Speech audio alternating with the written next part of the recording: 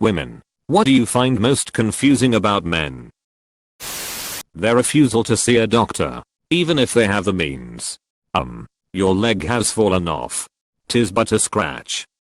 LMAO, it's just a flesh wound. I know my GF is mind baffled by this, but when she is pissed and having a terrible day, she wants me to distract her and talk to her and be there for her. When I'm mad and or upset, I like to be alone and distracted. I don't want to talk about it because it reminds me of the issue and I can't move on from it. I just want to play basketball or video games. I want to be left alone. Yep, lol. Why men rarely ask for further detail. Husband and friend make plans to have a games night starting 5 PM at friend's place. That's all the info covered. Should we bring any games? It is at dinner time. Are we eating there? Are we meant to bring food? How many people are we feeding? Who is going to be there? Nothing. He knows nothing. If we were required to do more, we'd have received that information. If all we get our time and place, we know all we need to do is show up, fully clothed unless otherwise specified. Look at this guy showing up with all his clothes on. I'll use my wife's shampoo sometimes, just because the smell reminds me of her, and that makes me happy. This helps me explain a lot. I wonder what is causing his motorcycle to not start as well.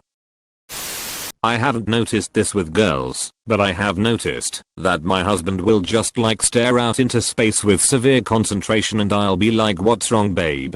And he will say something like, "If all of our pets attacked me at once, do you think I could fight them off?" I've seen other guys do this too. It's just so fascinating. We have a medium pit mix, a small chihuahua mix, 2 ferrets and a hamster. So the answer was probably yes. Unless he was asleep, then maybe the medium dog could best him. LMAO. He simply spoke the thoughts out loud other men cover up with nothing. What always confused me about my fiancé is how he doesn't know anything about his family or friends. I asked him why his parents moved to our city we lived in, now it's a small town. So I'm always curious how people end up here, and he's like, "I don't know." So I went and asked his mom what brought them here, and she went into this whole thing about how, when they got out of the Navy, my fiancé's dad got an opportunity to be a partner in a company down here. My fiancé sat there, slack jaw, and said, "I just thought dad worked for that company. I didn't know he was part owner." We have had several of these types of moments in the past 6 years we've been today. It just amazes me he doesn't think to ask just basic questions. My wife asked me why I don't understand her instructions half the time. I think it's because I can't read the context she has in mind. She, "Can you put the yellow thing in that thing over there?" Me, "Find a yellow thing and put it in box," which her finger was pointing at. She, "WTF are you doing? It's the other yellow thing and you're putting it in the wrong place." Me, dazed and confused, trying to figure out what the other yellow thing is and where to put it. Try again with different object. She, "Fasipum, no. You're doing it wrong. Why are you so stupid? Takes other yellow object." Me, "Oh, you meant that yellow towel. Why didn't you say so from the beginning?" She, "I showed you a million times before. You're useless." Ignore mode and sigh. I just wanted to make her happy and follow instructions. Edit. For those calling my wife a cunt or abusive, rest assured we are happily married and have a toddler and baby at home. So while this was happening, we usually have some screaming kids in the background. Just accumulation of stress and frustration that makes her say those things. BTW, she said all of this in Japanese. So imagine a baka here and there.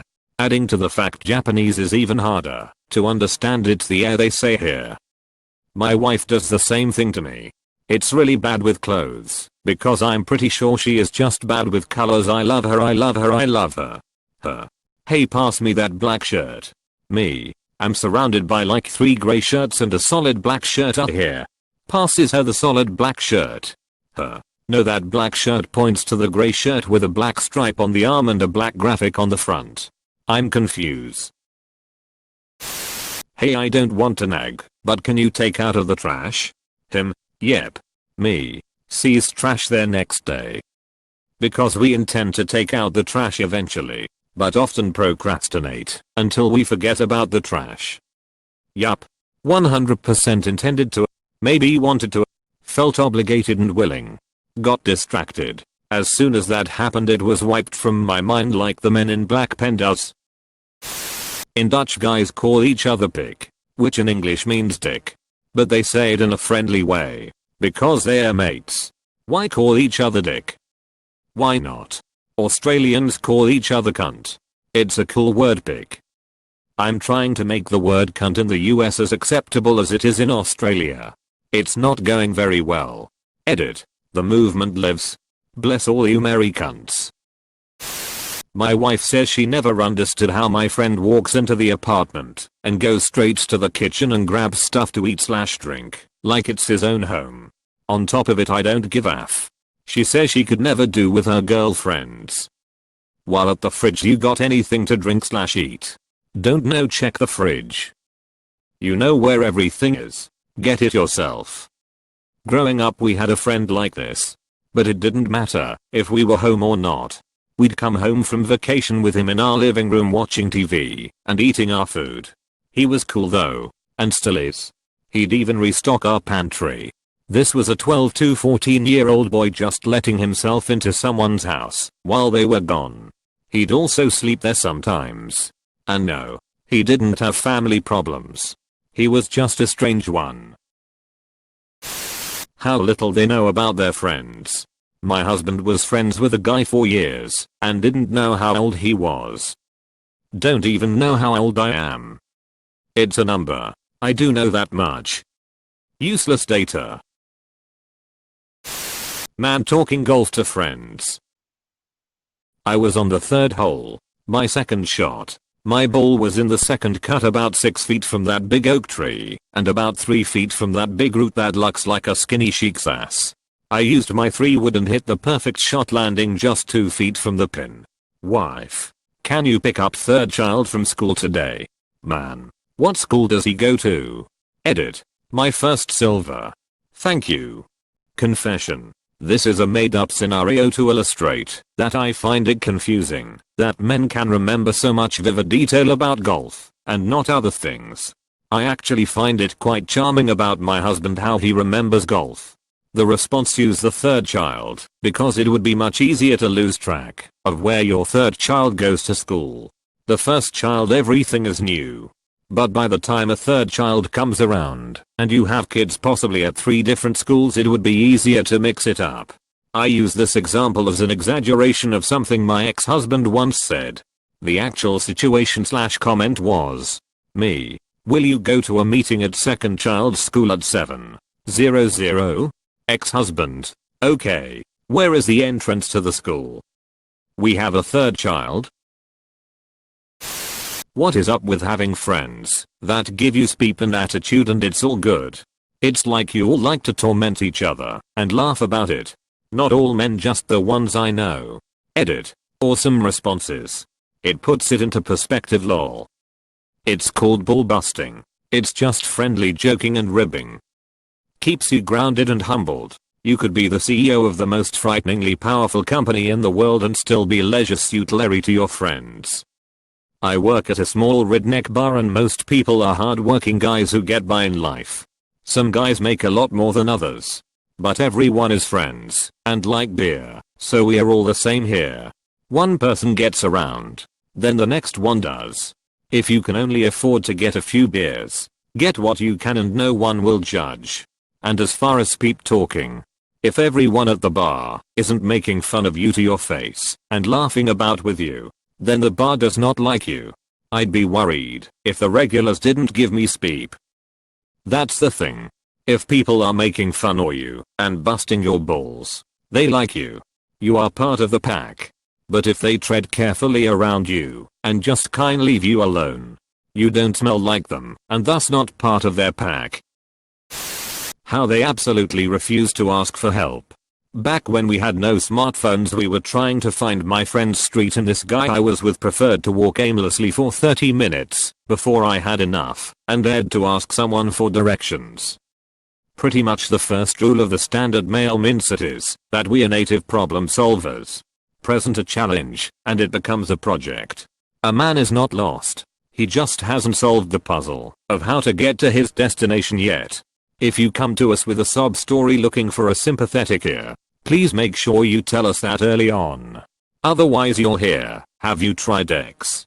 Maybe Y would help with that when you really just want, damn that sucks. Let me give you a foot rub." I always ask my wife if this is a conversation with an action item. I guess a good way to deal with it is for the guy to ask, "How can I help?" at the point where they'd normally try and give advice. That's an opening for her to say, "Just cuddle me and tell me I'm pretty," or to ask for actual advice. Scrolls through channels on TV. Sees movie.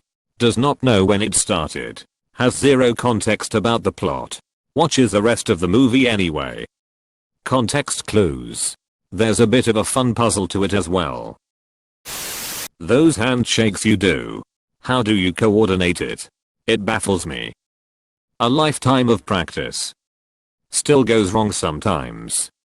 I'm a black man in Portland. I can feel the anxiety in the air when I go in for a handshake. I'm so glad I made people laugh. Thanks for that bling.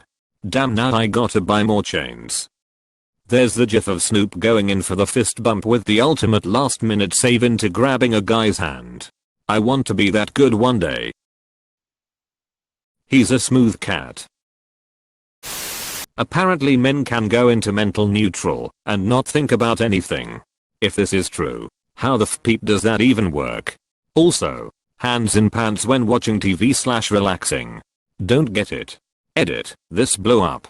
How do I clear my inbox? I do the hands in pants part on occasion.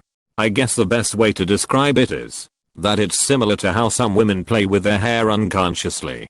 It's just something to keep your hands occupied.